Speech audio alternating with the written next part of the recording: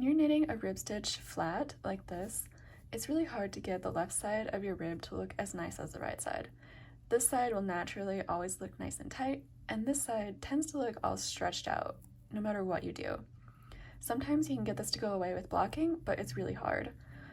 Instead of trying to get it out with blocking, I'm going to show you a technique for getting rid of this stretched out effect while you're knitting.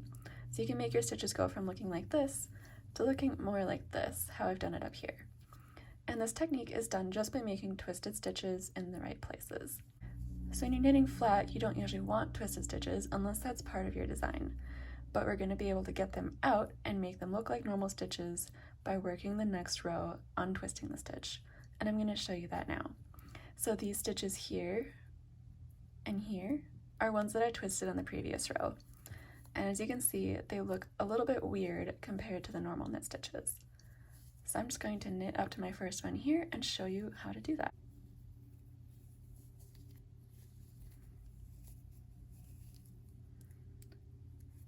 So on my edge, I'm just working as I normally would. And I'm going to work the first side of my rib as I normally would as a regular knit stitch.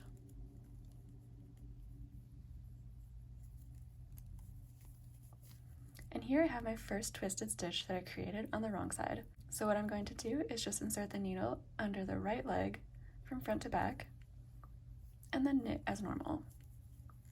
And then I like to just snug that up a little bit. In this next stitch, this is where we're going to create a twisted stitch, and that's going to snug up this side of the rib and make it look better. So you're going to bring your yarn in front to purl, insert under the leg like you would normally, and instead of wrapping the yarn counterclockwise like you normally would for a purl stitch, you're going to wrap it clockwise.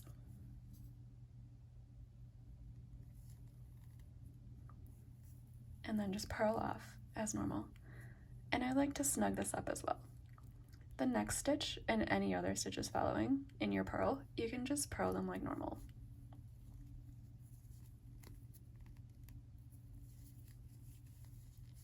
The first side of the knit rib, we're going to knit normally.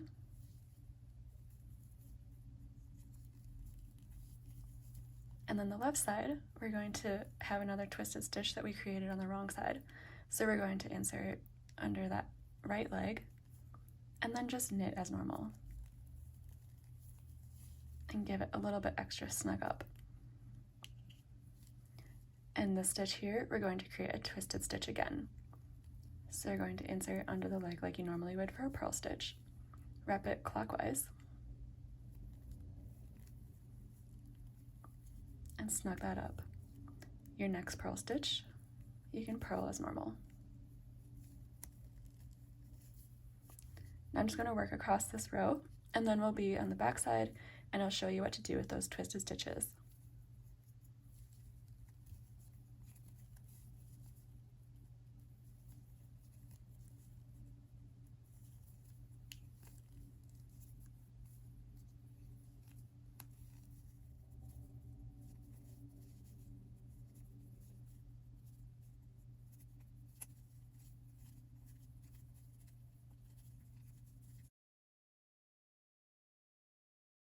So because we're doing a 2x2 rib for this sample, the front side and the back side are actually going to look pretty much the same.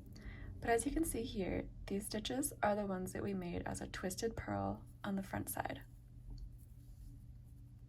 So on the back side, they look like that. And then you're just going to work this side the same way that we did the front side.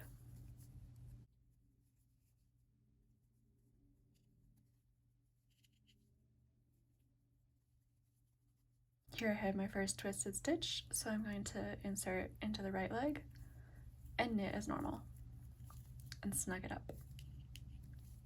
And then this left side, I'm going to insert, wrap clockwise, and purl.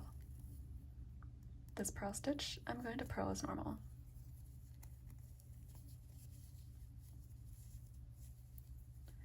And as you can see, that creates a nice left side of the rib.